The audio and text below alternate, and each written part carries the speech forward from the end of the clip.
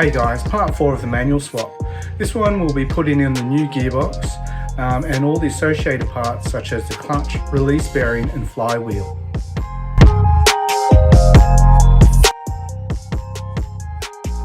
So we get the spring, I guess the concave facing outwards, and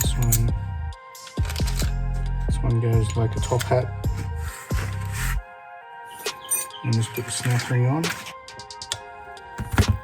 Just want to make sure that the snap ring is under that lip. I don't know if you can see it there. Just get some high temp grease. And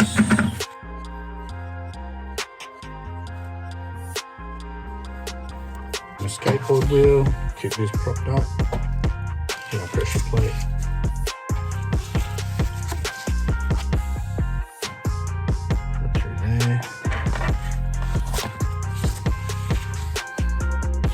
That one, wave washer, just put it on anyway, and snap ring.